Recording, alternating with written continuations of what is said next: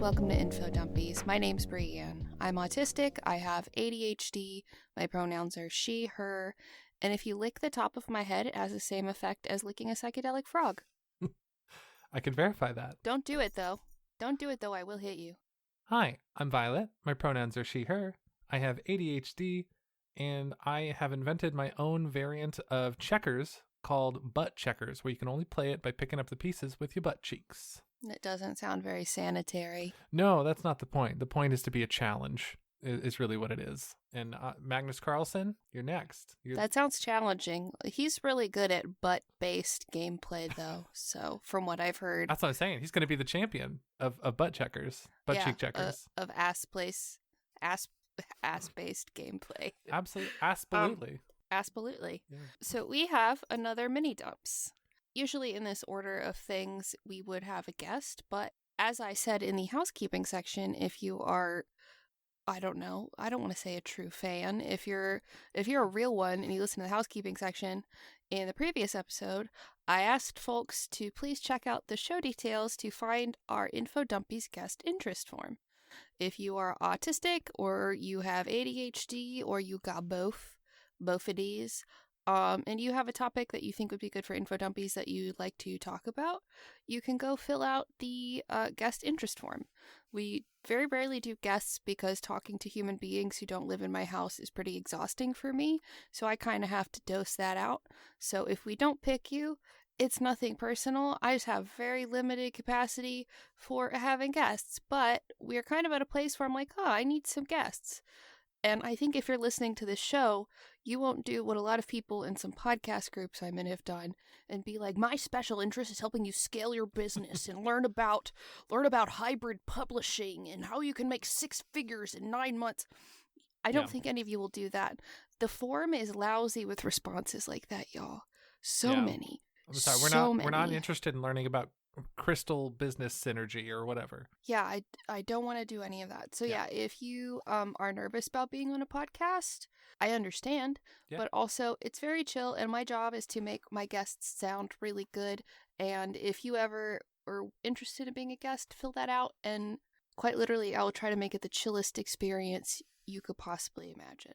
But anyway, all of that to say, in lieu of a guest episode, which would usually happen, we're doing another mini dumps because y'all seem to really like those. The download numbers would indicate that y'all like the mini dumps. I like them too. So, yeah. Yeah, they're fun.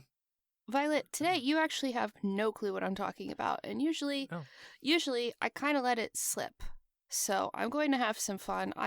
By the way, I've decided I'm going first. I'm embracing my top energy today, and I'm deciding what's happening. All right, getting topped by Brianne live on podcast. On a podcast? Wow. Whoa. No. I have no idea what your topics are. I don't think I know what either of your topics are. You do not. I think you are aware vaguely of one of mine, but another one I have kept entirely secret, but I think you're going to love it. I'm going to go ahead and start and ask you, do you know what bufotenine is? Bufotenine. You're working. I saw her immediately start working on a joke. Protein enzyme. I saw it. I saw the gears turning. She was like, I gotta turn this into something. Right. Real talk. Is it a dermatology thing? No, this has nothing to do with dermatology. Whoa. Okay. Then I'm so lost. I'm in the void. I'm in the void zone right now. It has nothing to do with dermatology. Nothing to do with bodybuilding. Say it again. Bufotenine. Use it in a sentence. Do not Google. No. Hands in the air. My first topic is having to do with bufotenine. Is this a toxin? Well, not by the strict definition of a toxin, but there would be adverse effects to having too much of that in your system. Okay, because the bufo makes me think of bufotoxin. So I was thinking maybe it's related. It is related. Oh, okay. Okay. Are we talking about this is a medical, something used for a medical procedure? No. Is bufotenine. Sorry, go ahead. I gotta know. Bufotenine is a tryptamine that is a dimethyltryptamine analog. So a chemical analog basically just means that its chemical structure is super similar to another compound, save for one difference. And they might behave kind of similarly because they share a structure. Okay. So if bufotenine is an analog of dimethyltryptamine, aka DMT. That would lead one to believe that it could have some psychedelic effect, which it does have pretty weak psychedelic effect. I don't know how I didn't guess drugs. I don't know how I didn't get there. This isn't even about drugs. Well, but you said DMT, and that's a drug. It gets used as a drug, but it is found in nature. That doesn't mean it's not a... well, hold on. Okay. If so you much find stuff. What's a drug? It can, I know, right? That's the whole episode. It can be used as a drug, but that is not the only place you find it.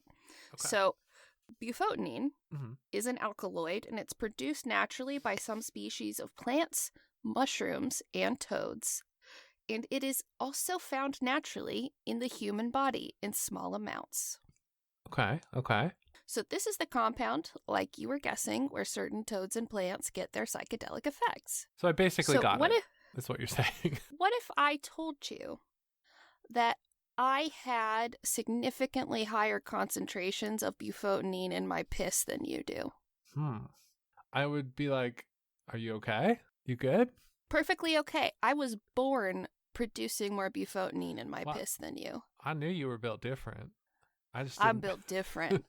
This has nothing to do with my past psychedelic use. It has everything to do with me being autistic. Oh. Well, I love you for your bufos. That's what I've always said that. I've always said that. I love you for your bufos, honey. Great set of bufos. She's got a great pair of bufos on her. Great, the bufotenine, you know what I mean?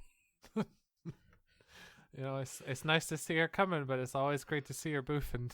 Boof. No. Maybe not that. Maybe not that one. I don't want to boof anything, and I certainly don't want anyone to watch if I were to boof something. Boofer? I hardly even know. Anyway. So there was a study that, like most studies involving autistic people, use some extremely ableist language, so I'm going to spare you that and give you the gist of it. Cool. But this study looked at autistic and schizophrenic people, and the study was from 2010. I don't know why they included schizophrenic and autistic people in the same study for this. I understand it makes sense. There used to be, back in the 50s and 60s, the idea that autism was something called childhood schizophrenia. So autism used to have a connection that people falsely made to schizophrenia. Because when you see your kid reacting to things that you are not perceiving, and your kid is, the initial thought was, they are seeing and hearing stuff that isn't there. It must be related to schizophrenia, when in fact, we are just processing reality differently. That makes sense. So, but that was so long ago, I don't know why they'd be in the same group for this study. It doesn't really matter. Just that both autistic and schizophrenic people showed significantly higher levels of bufotenine in our urine. Weird. So, urine bufotenine levels were significantly higher in autistic subjects with and subjects with schizophrenia than in the control group. Now, I don't read good and do math good, but basically the bufotenine to piss levels had numbers assigned to them, and micrograms were ascribed to that. So forgive me, people who understand math. I understood that the numbers were higher, so that's what I'm going to list. But anyway, so by comparison, the autistic subjects had 3.3 micrograms as the average for their urine sample of micrograms, not grams, good God. 3.3 micrograms. Pissing out blocks of DMT. Yeah, no. But they had, the autistic group averaged 3.3 micrograms of bufotenine in their sample. The schizophrenic group averaged 4.39, so pretty significantly higher than the autistic group. And the allistic non-schizophrenic control group was 1.53. Interesting. And for a bit of... nearly twice. Yeah, that's interesting. And one bit of context that may help you with in the math department. So a microgram is one millionth of a gram. No, I got that. I know that. I just don't understand how they did Like, how big was the sample? Like, Yeah. how big was. I just don't know. How much were they pissing? Like, was this over a certain amount of time that they did things? Yeah. The number of micrograms compared to what other content? Like, I don't know. I didn't know all of that. It's So, interesting. Yeah. yeah. But in the autistic subjects, there is a significant correlation between elevated bufotenine and high hyperactivity scores on this old diagnostic test that was called the Vineland Adaptive Behavior Scale. So before 2013, you could not be diagnosed with both autism and ADHD. You could not have both. This study was from 2010, and they said, oh, these autistic people who have these hyperactive ADHD traits in the autistic group had even higher bufotenine. So in what we understand today, very likely the people who were AuDHD and not just autistic had higher bufotenine levels than the people who were autistic and did not show hyperactivity. Interesting. So my AuDHD ass has more bufotenine than James's piss would. Yeah, you're probably packed with the stuff. I'm packed with the stuff like a frog. That's why I said you lick the top of my head. Who knows? That's interesting. Okay. I almost wonder, like, see, the first place my brain goes to is stress, right? Because I think the thing that is going to be most common, I think, between people that have schizophrenia and people that are autistic is high stress levels and the chemicals associated with that. So I wonder if there's a link there, maybe? So, surprising nobody, because this involved people with frequently maligned neurotypes like autism and schizophrenia, there was not a whole bunch more research I could find on this beyond saying, they got psychedelic piss. But I turned to the autism subreddit where someone was talking about this, and someone who said, psychedelics are a special interest of mine. I'd like to chime in. And when an autistic person says this is a special interest of mine, I listen. Yep. So it's a little unorthodox for me to turn to Reddit because there hasn't been a lot of research on this, but I found someone who has a very logical and really good theory about why that's the case. And I would guess if they were to go do further research, this would be a really interesting sort of path to follow to see why. This person says that autistic people aren't just high all the time, and explains that taking psychedelics multiple days in a row is ineffective because your body will downregulate to reach homeostasis, and those same neurochemicals that are making you trip your brain will adjust what it is producing, so it will not be enough to make you trip anymore, and you'll just achieve homeostasis, and they'll be less effective. So the amount of bufotenine in my system, my body is at a regulated sort of level of neurochemicals regardless of the level of bufotenine. Because some people were surmising, like, well, schizophrenia has hallucinations, and autism, hey, friends, I don't know if you knew this, some people can get hallucinations, especially when we feel socially isolated. I do, I get them, but it has nothing to do with the bufotenine. This person was explaining that bufotenine is a tryptamine, and those are often metabolic byproducts of your body synthesizing serotonin and melatonin. And that would indicate an elevated level of what equates to metabolic waste. Your body made some serotonin and melatonin. It might be trying to make more of it and using it faster. So this waste product, essentially, bufotenine, is what happens. So this person was saying they think it's probably more indicative of the trouble we have regulating our circadian rhythms and less that we're high all the time, because those neurotransmitters, serotonin and melatonin, are what handle your like sleep-wake cycle. So interesting. Are fucked up, which tracks with the people who also have ADHD having higher levels than the other autistic people, because with ADHD, you get double neurotypes with sleep problems. Because in ADHD, you get delayed sleep phase disorder, so it would make sense. And with ADHD, your body's gobbling up dopamine really fast, too. That's interesting. And I wonder, like, so I have narcolepsy. I wonder how that plays into it and what my bufotenine. Bufotenine. Bufotenine. I wonder what my bufotenine levels would be. I don't know. And it would be interesting, too, Yeah. because you have the ADHD without the autism. Yeah. And would that affect it? Yeah, I don't know. That was my first topic, is the fact that Cool. I have psychedelics in my piss. More than you do. I love that. I love that. So what do you got for me? My first topic is something that it's a little, it's, how I've been kind of on a kick of talking about isolated places, at least from, I know, our last Infodumpies where we talked about that one island The most remote islands? Yeah, the most remote islands. Thank you. This is like kind of an escalation from that. Imagine going out into space and you look around and you're floating around in space and there's billions and billions of stars everywhere. And you look in one area and there's just not anything. What happened? What's that? What's that all about? So is that a thing that really happens? Yes. So in cosmology terms, a void is basically a section in space where there are very few to little galaxies over a large area. And it basically looks like a dark section in space.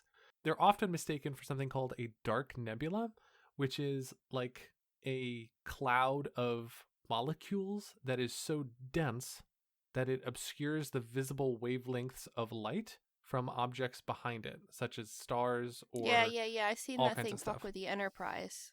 Yeah, exactly. It's basically a cloud of extremely dense molecules that are just blocking the light of everything behind it.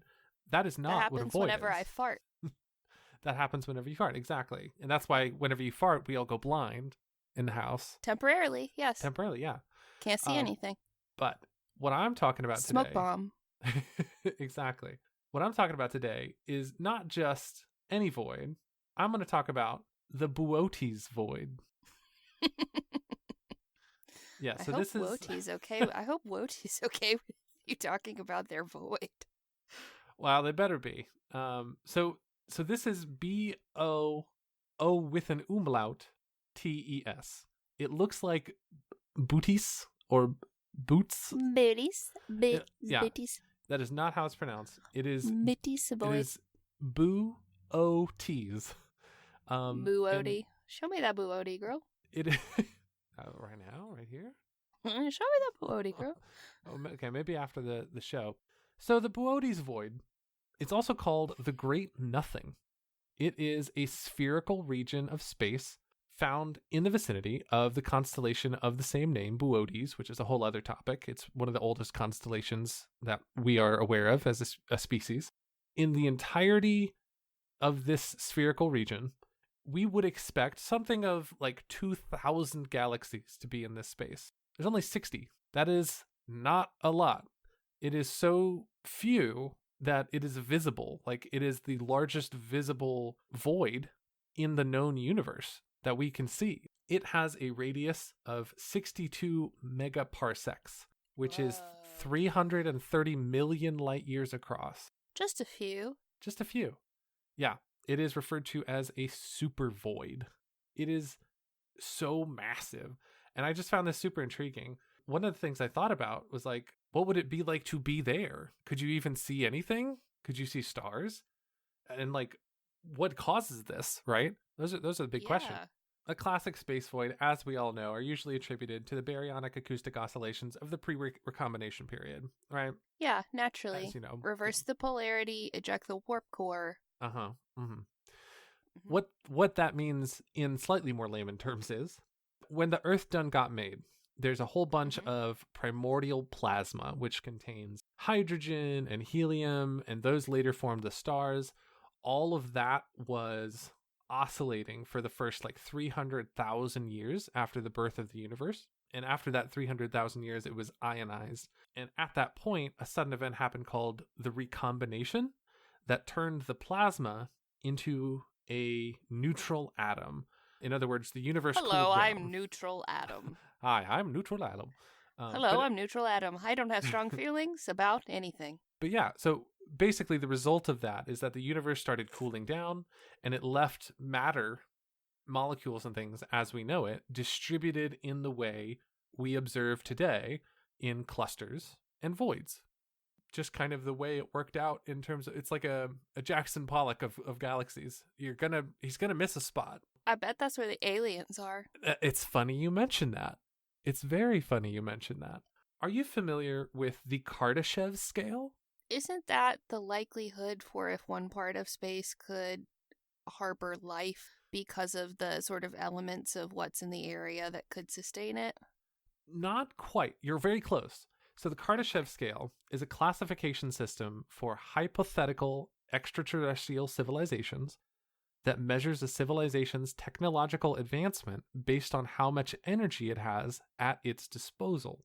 So if you have a type 1 on the Kardashev scale, this is a civilization that can access all the energy available on its planet and store it for consumption. We're not even a type 1. We can't access all of the energy available on our planet. And we could probably access a lot more of it if people weren't so dumb about global warming. A type 2 is a civilization that can directly consume a star's energy through something like a Dyson sphere. You see where I'm going with this? Yeah. Empty because people have been using it. They gave it the big suck.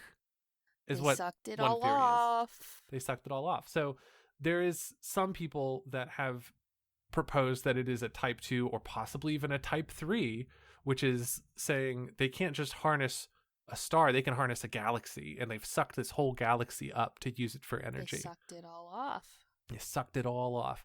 Now, obviously, the science doesn't really support that theory because, we've got the acoustic oscillations from the pre-recombination period, but... Okay, Scully, but what if?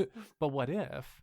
So, but what if it was aliens? Yeah, and I could do a whole episode on the Kardashev scale and all that stuff. But basically, if they're a type 3, this would mean they have access to like incredible technological advancements like fast and light travel, teleportation, and the ability to harness the power of black holes as well. That's one theory.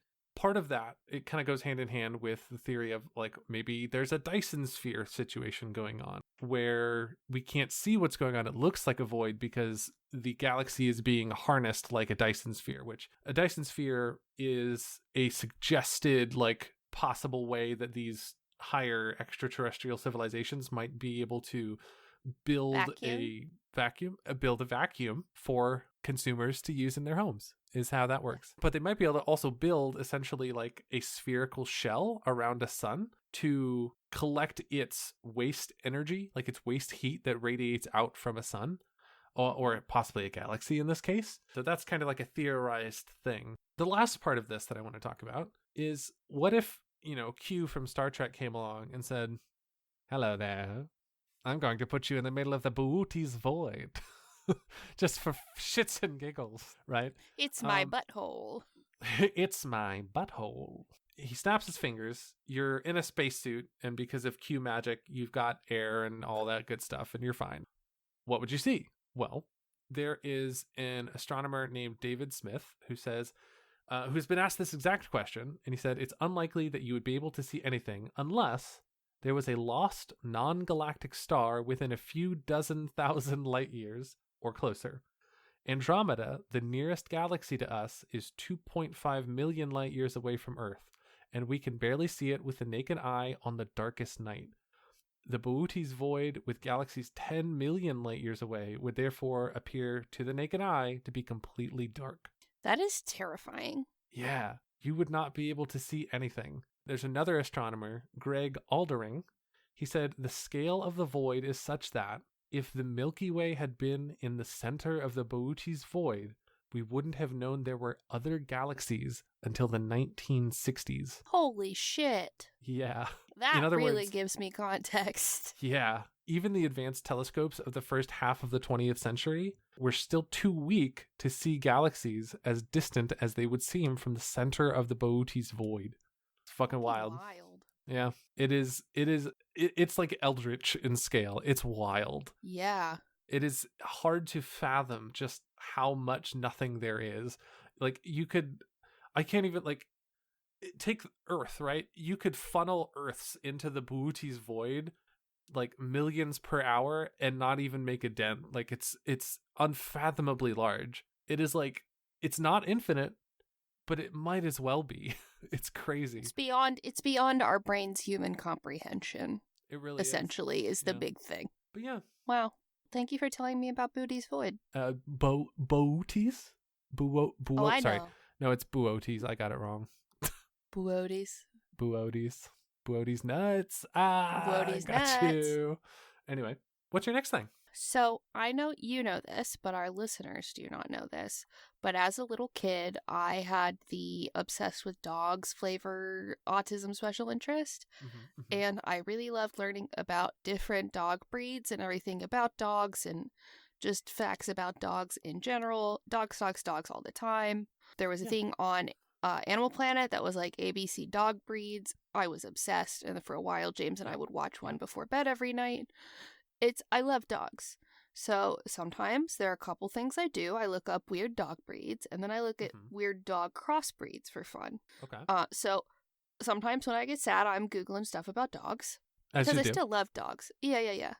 And I found I was just on a kick about hairless dogs, because I was like, okay, I learned that hairless cats actually produce more dander in like their spit and stuff than the hairy cat. So you would think that they would be like less allergenic, but that's not the case. And then I know a lot of people are like, golden doodles are hypoallergenic. They're not. There's nothing to back that up, and they might actually produce more dander than the constituent dogs that make up the designer breed.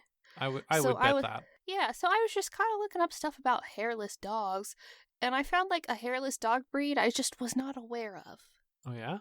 It has the most incredible name. I would like to tell you a little bit about a dog called the Peruvian Inca Orchid. Whoa, it sounds so fancy. Yeah, Can I look up a picture? I was going to suggest that. I would love for you to look up a picture of this very cool pup. Some of them even got little mohawks, like certain podcasters you may know. Oh my goodness. Oh, they're so cute. Oh my god. Just like one really smooth good boy. Yeah, they're real good. I hope they wear sunscreen, and I wish they all had mohawks. I'm going to get into that. Oh my god. Oh, they kind of look like pitties a little bit. Just a little bit. Like they kind of, yeah, imagine, I feel like most people have seen a Mexican hairless dog. It kind of looks like you took one of those dogs, but put them on kind of like a pitty mix frame. But there's also they're also a sight hound, so there's an element of like greyhound and whippet sort of in the legs and stuff. Yeah. They got a beefier head than a greyhound and a whippet. But anyway, they are also known as the Peruvian hairless dog, naked dog, and chimu dog. Oh, that's a good names. I'm looking at these things. I love it how they're supposedly hairless, but like a lot of them just have like a little bit of peach fuzz, and I'm like, a little bit of peach fuzz. Good. I adore it. I love it. Love it. Oh, I love them. This is a pretty ancient breed of dog. There are surviving sculptures, like ceramic pieces, depicting them that go as far back as 750 AD. Wow. And they were kept as pets by pre-Incan cultures. Okay. So this is this is an old breed of dog. I just sent you a picture in the chat of a picture that I saw of one of them wearing a little Peruvian hat. Oh my god. He's wearing a little hat. Oh my god. Oh, the little hat. I'm so sorry to interrupt, but I had to send you that. Oh my goodness, a dog in a little knit hat with a tassel. Okay, I will have Violet save that picture to attach to the Patreon notes for this. Yep. So if you're one of our Patreon supporters, you'll get to see this very good picture of a very good dog in a cool hat. So cute. So and it fits him perfectly. It was made for him, surely. Yeah. Oh, surely. And I kind of think I know why a hat was made for that dog, and I will explain that as well. This is one of the rarest dogs in the world. Oh. It is one of the breeds that gets described as hairless, but many have majestic mohawks, like I pointed out, like me. Some are also described as coated, but I didn't see a picture of one with the coat. But pics are particularly of the more typical hairless version, and that is... Ooh, Violet sent a picture. Ooh, I see a coated one. Thank you. Mm-hmm. I just happened to had one up as you said that. Very cool. Yeah, so sometimes they're born with coats, sometimes they're hairless. You can have dogs that are coated and hairless in the same litter. So you can have a Oh, litter mixed with different ones.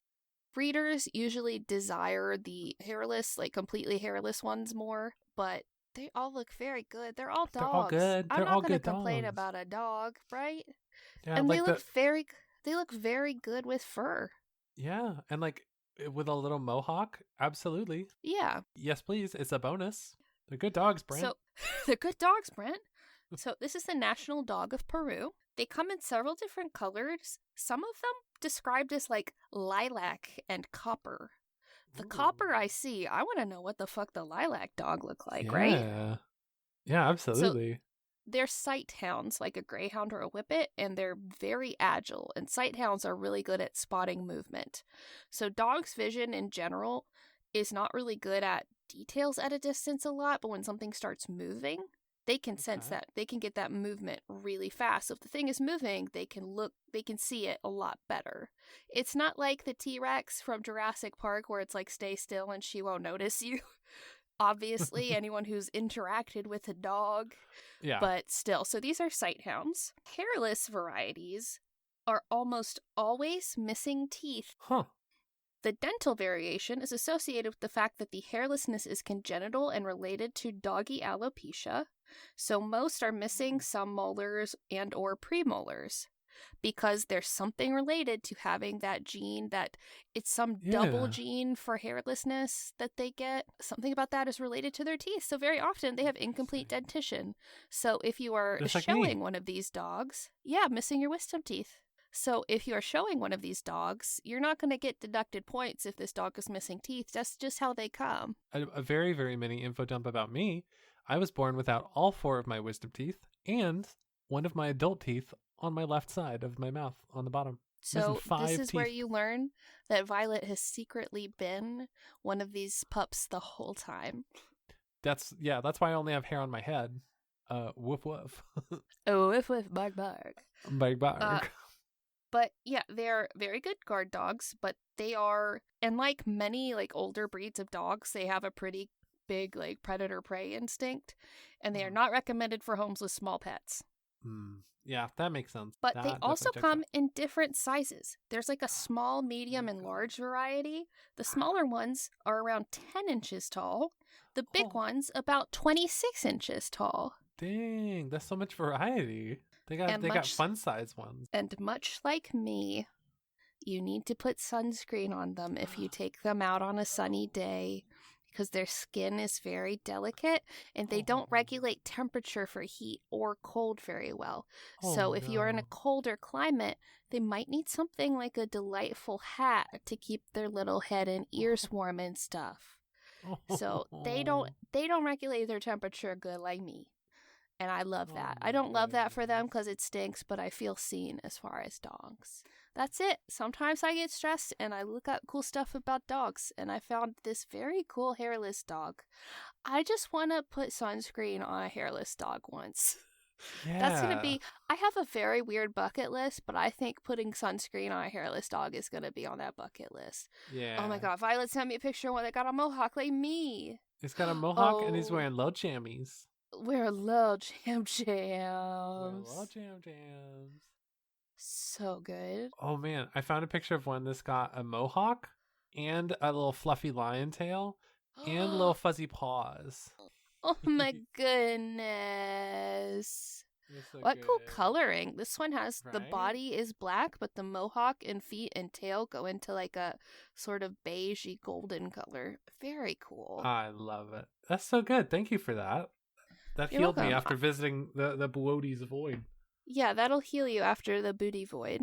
Something so small, at its smallest, only 10 inches tall. The power of dogs, honestly. So dogs are powerful. So, what do you have for me for our final topic? So this one, I think at first you're going to be like, Violet, I don't think I'm going to be too hyped about this one. But then you're going to make that link. There's going to be a point where you're like, oh, okay, I see where you're going with this. And you're going to be like, I'm interested now. So hear me out. You know chess? Is that the fancy checkers that what got fancy little guys and horses and stuff?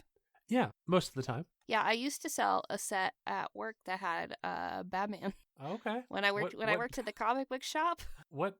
Sorry, was Batman the king? So it was actually a monthly they were lead figurines actually Oh, that great. you could order through a company called Eagle Moss, which is in the UK, and they would come out every month and you would get a new superhero to be a different piece, but it was also like, whoa, Oh. this is way too many bishops. So you would Ah. choose what bishop you wanted and like sort of. Oh, Lord. Okay, So, well, hey, that's pretty cool. Do you like chess? Do you like to play chess? no I do not. Have you played every kind of chess? I have not. No, I have not. I don't think anyone has because there's so many kinds of chess. I'm going to talk about chess variants. Like And there's 3D one in chess? particular. Yeah. Or Yeah. like you might be familiar with. There's one in a particular show that I think you're a little familiar with called tridimensional chess from Star Trek. Oh yeah, that's what I meant by 3-dimensional chess. But yes, They're used in the show interchangeably. Yeah. So the terms in the show, tridimensional chess, tri-D chess, or three-dimensional chess, 3D chess, all of those are used in the show, starting in the original series. I have sold someone one of those 3-dimensional chessboards.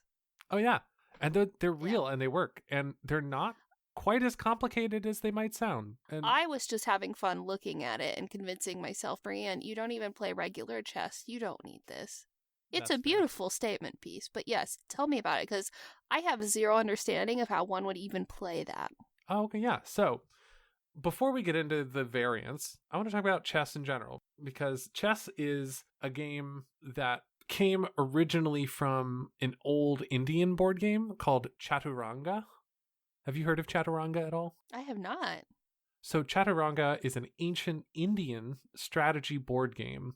It's first known from India around the 7th century AD, and it's based on a battle formation told about in the Mahabharata, which is an ancient Indian epic poem. Cool. Yeah. And that poem, I call it a poem, but it's an epic more so than a poem, but similar terms Epic historically poetry, speaking. yeah. Yeah. The story revolves around two branches of a family, the Pandavas and the Kauravas. And supposedly they had this particular like mirrored battle formation. So this was like Warhammer.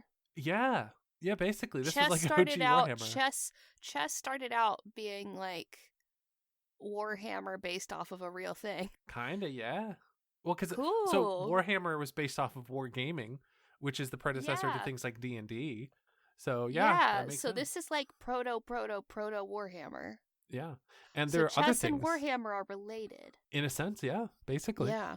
There's other members of the family of games that evolved from Chaturanga. There's a whole bunch of different ones called Ukchatrang, Shatranj, Tamerlane chess, Shogi, which is a Japanese one you may be familiar with. So that's where chess comes from. And it just evolved over time to be what it is now. The chess as we know it now is called Western chess or international chess. Those are slightly different. They're not exactly interchangeable, but essentially what we generally talk about as chess is international chess. So there's a whole bunch of variants of chess because people have played chess for a long time. And there was somebody, I think in the 80s or something like that, who was saying that chess is getting to a point where there's nothing else that can be done. It's going to be solved soon. Now, we have not, quote unquote, solved chess, which is just to say we figured out how to win it every time. But variants of chess have been solved in a sense. There's also the context of chess problems, which is here's a specific chess situation. How do you solve that? Those kinds of chess, you can get some really wild scenarios and some unique variants from them. And oftentimes those are called either heterodox chess or fairy chess, which I think is a cute name. So either some hetero doxes you, or they call you a fairy. That's the names for them. I don't know where heterodox comes from. I generally do not know. Chess? Fairy chess, seems to be the more common term, thankfully. That sounds delightful. Fairy chess is basically a variant of chess that is created for the composition of a problem rather than actual playing of two people one against another. But there are literally thousands of known chess variants. And there's actually a book called the Classified Encyclopedia of Chess Variants, which catalogs around 2,000. Is one of them strip chess? Probably. It's probably in there. Probably, there's some wild right? ones in here. The preface of that book notes that since creating a chess variant is relatively trivial, many were considered insufficiently notable for inclusion. You could literally be like, this is chess, but all the pawns are not called chess. They're called chesters. Or all the pawns are not called pawns. They're called Chucky David pawn. They're called Davids now. And this is David chess. They didn't include those.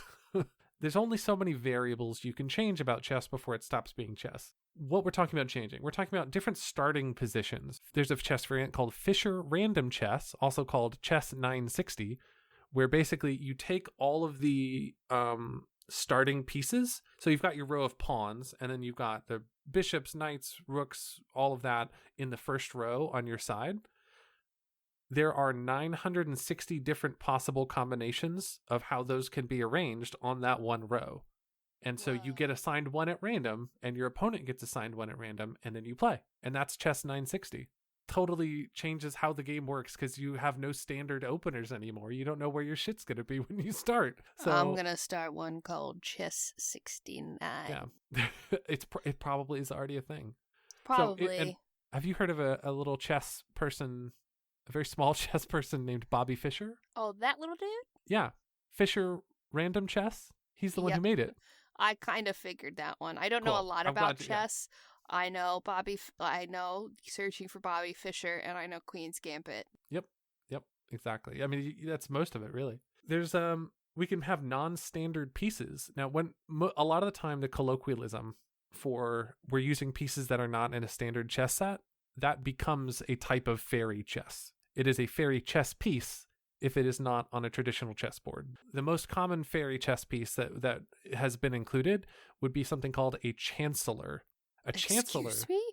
Yeah. A chancellor can move as a rook or a knight. In chancellor chess, you have an extra row and column, so it's 9 by 9 instead of 8 by 8, if I'm doing my math correctly.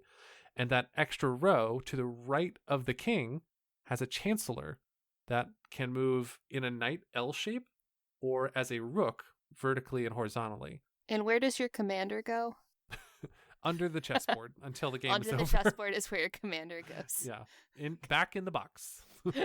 But yeah, there's also Almost Chess, which is a variant that basically a good name.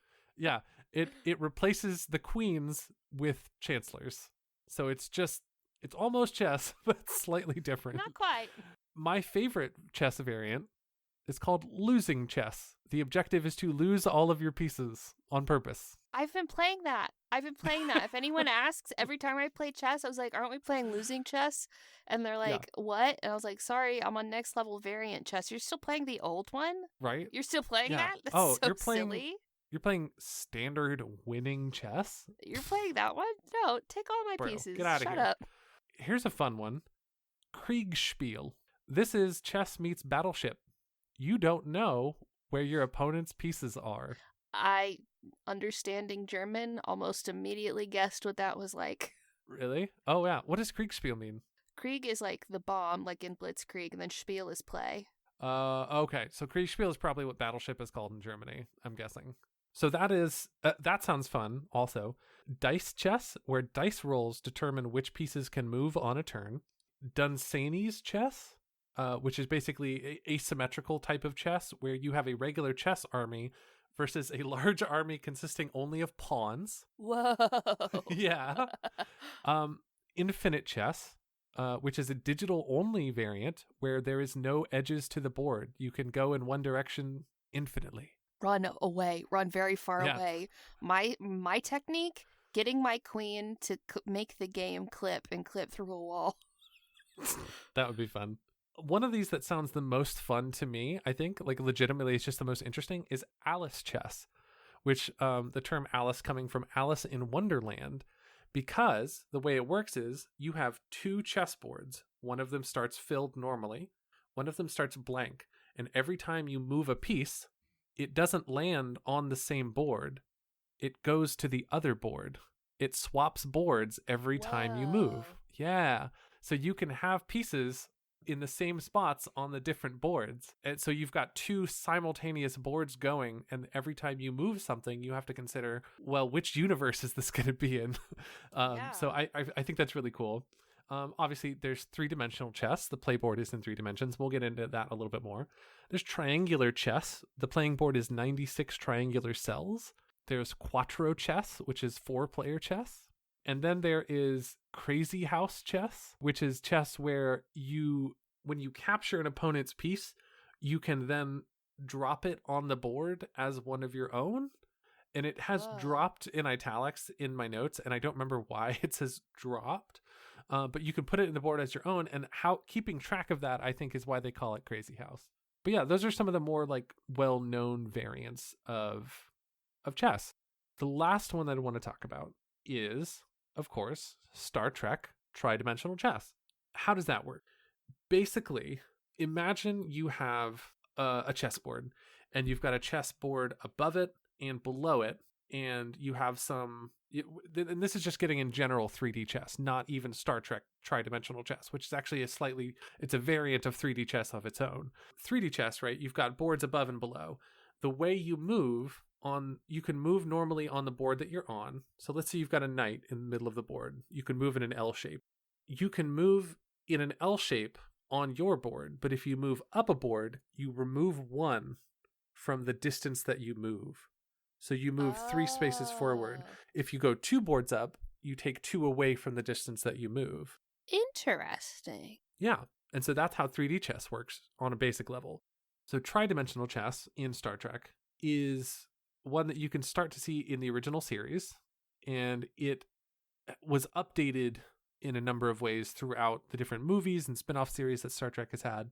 The original Star Trek prop was crafted using boards from 3D checkers and 3D tic-tac-toe sets available in stores at the time, and adding chess pieces from the futuristic-looking quote-unquote classic chess set designed by Peter Ganine, G-A-N-I-N-E, Ganine, in 1961. Very cool. It's a really cool chess set. Yeah. If you have a chance, look up the classic chess set by Peter Ganine. You'll probably see a bunch of pieces that are like, they have human faces on them. They're like helmeted figures with human faces.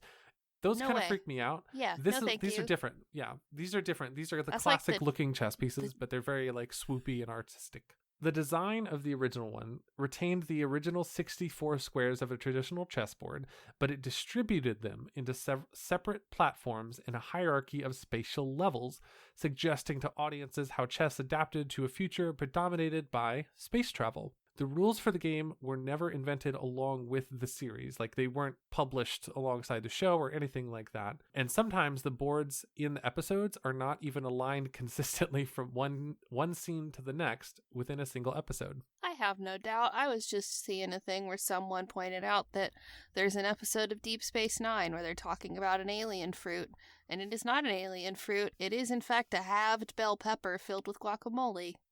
So the fact that they didn't care to line up that board the same every time, absolutely. There's a time where Neelix makes them a tropical drink that he serves out of a butternut squash. They're just playing Calvin Ball over here and having a great time. That's why I love Star Trek. That's so good. So I know we're getting close to time here, so I've got a little bit more to talk about with the Star Trek 3D chess specifically, and something I think you may be a little interested in, possibly. In 1976, the complete standard rules for the game were developed by Andrew Bartmus, with encouragement from... The complete standard rules for the game were originally developed in 1976 by Andrew Bartmus, and were expanded by him into a commercially available booklet. You could get a free summary of the English standard rules on Charles Roth's website, who I think was one of the people that worked on the show potentially. There have been people that have developed tournament rules and all kinds of stuff. You can actually find plans for constructing a tri-D chessboard on the Chess Variant Pages website, as well as in the book that Bartmus made. So the last thing that I think is interesting is there is actually a software version of tri-D chess called Parman. Cool. Yeah, which is possibly named after a lead character in the episode Plato's Stepchildren. I wouldn't remember. I wouldn't remember that little of a detail of the original series. But yeah, it is a free Windows app that you can run that is made by a guy named Doug Keenan and is available for free on his website. You can also get a free Android version from a company called AWF Soft on your phone. One last thing I wanted to do for fun was to have you pick a number, and I could tell you I have a whole list of chess variants, and I could tell you about one more chess variant based on the number you pick. 420. I got to scroll down a little ways. Okay. That has landed on business chess. So that's the funniest fucking thing that I can have for 420. Oh, this is business chess. This is business chess. So business chess, which is actually, it has variants of its own, is played with 2 teams using normal chess rules. There are 5 different variants or variations of business chess, and depending on the variation, there's different moves that can be done. But either way, it's basically 2 teams of chess deciding on what moves to take as a group, and then they move one piece. They make a decision together and then move one piece. So that's business chess. Do you want to pick one more just for fun? 69. 69. Oh, I gotta scroll all the way back up. So this is something called Guess, Gess, which is an abstract strategy board game that is a mix of chess and the board game Go, pronounced with a hard G as in go. So, and the idea is that you are Go playing... and chess together. It's Go and chess mixed together. And looking at it, the starting position is like Go, but reminiscent of chess. You have formations of pieces of stones. It's played on a grid of 18 by 18 squares. Starting with black, players take turns moving a piece on the board. A move must always change the stone configuration on the board. There is no passing. A piece consists of a 3 by 3 grid of squares, at least one of which must exist on the board. I don't even know what that means. You're explaining game rules to me. You're explaining game rules to me, and my brain is starting to just play the Dawson's Creek theme song because it's getting too stressed trying to think about rules. Okay. Well, yeah, each piece is a 3 by 3 set of squares. That's so weird. I love it. Well, cool. I'm probably going to go fuck around with some 3-dimensional chess. And before I close out, I wanted to remind everyone, once again, if you would like to be a guest on Infodumpies, like to be considered to be a guest on Infodumpies, please go check out the show details and fill out the guest interest form. Like I said, it is nothing personal about you or your topic if you do not get picked. We don't have guests that often, and I'm tired, so, it's really not personal. But if you would like to be on the show, please fill it out, and I might reach out to you and be like, hello, would you like to talk on a Zoom call with me and Violet? And it would be really fun. Yeah. And then we can play Kung Fu chess where there's no turns. You just move the pieces as fast as you can. Oh, I'm about... Okay, yeah, I could do that. Hell yeah. And just go kick flip a bishop. Yeah, come play Kung Fu chess with us.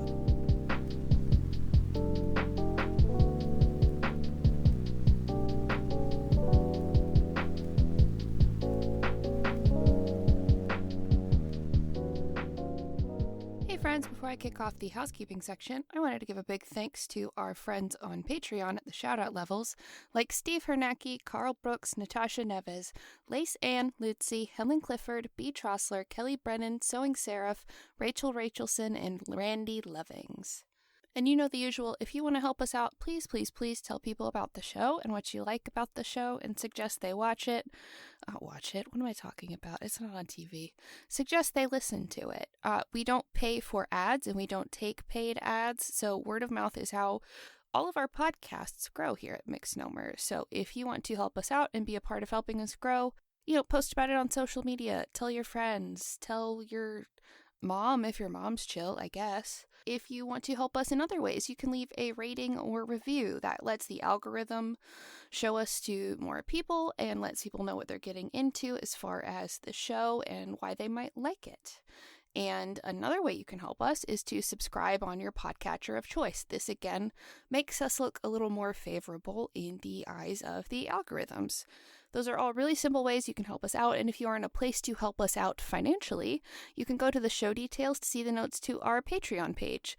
The Patreon page is for Misnomer as a production company, so if you listen to this show and we make some more shows in the future you want to listen to, or if you listen to this show and today's lucky winner already, you'll just get the bonus stuff we do for both. There are different bonus things at different levels, but like for Infodumpies, it's usually the comprehensive notes that Violet and I have taken, and links so you can go explore and go down an information rabbit hole even further if you'd like. And if you would like to see what Violet and I are up to on the interwebs, you can go to the show details and see our social media handles. But that's all I've got for you today, my friends. Until next time, clever sign off.